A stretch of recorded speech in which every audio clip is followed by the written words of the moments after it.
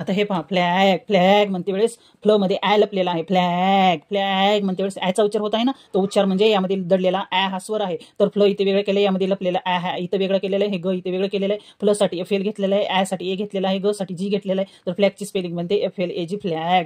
तर फ्लेक फ्लेक म्हणते वेळेस फ्ल मध्ये ए दडलेला आहे, ए हा स्वर दडलेला आहे. फ्लेक एक येतोय ना ए मध्ये, तर फ्लेक हा फ्ल वेगळा केला, यामध्ये दडलेला ए स्वर इथे वेगळा केलेला आहे, क इथे वेगळं केलेलं आहे. तर फ्ल साठी एफ एल, ए साठी ई हा स्वर घेतलेला, ई ही घेतलेला आहे, ई हे अक्षर घेतलेलं आहे इंग्लिशमधलं, आणि क साठी के हे घेतलेलं आहे. तर एफ एल ई के फ्लेक अशी फ्लेकची स्पेलिंग बनते. तर फ्लॅट फ्लॅट म्हणते वेळेस यामध्ये ॲ लपलेला आहे, तो इथे वेगळा केलेला आहे. फ्ल वेगळं केलं, त्यामधला स्वर ॲ इथे घेतलेला आहे, आणि हे ट इथे वेगळं केलेलं आहे. तर फ्ल साठी एफ एल, ॲ साठी ए, आणि ट साठी T, F L A T flat अशी फ्लॅटची स्पेलिंग बनते. आता हे पहा, फ्लॅग फ्लॅग म्हणते वेळेस फ्ल मध्ये ॲ लपलेला आहे, तर हा फ्ल इथे लिहिलेला आहे, यामध्ये दडलेला ॲग. फ्लॅग हे ॲ इथे घेतलेला आहे, ग इथे घेतलेला आहे. तर फ्ल साठी एफ एल, ॲ साठी ए, आणि ग साठी G, F L A G फ्लॅगची स्पेलिंग अशा प्रकारे बनते. आता हे फ्लुअर इथे इंग्लिश शब्द घेतलेला आहे मुद्दाम. तर आता इंग्लिशचं आपण कसं इंग्लिश मराठीत रूपांतर करायचं ते पहा. आता हे फ्ल साठी काय घेतलेलं आहे आपण, हे फ्ल एफ एल साठी फ्ल घेतलेला आहे. डबल ओ साठी हे पहा, डबल ओ साठी काय येते इथे पहा, डबल ओ साठी ऊ येते, हे ऊ येते घेतलेलं आहे डबल ओ साठी, आणि आर साठी र येते. तर हे पहा, फ्ल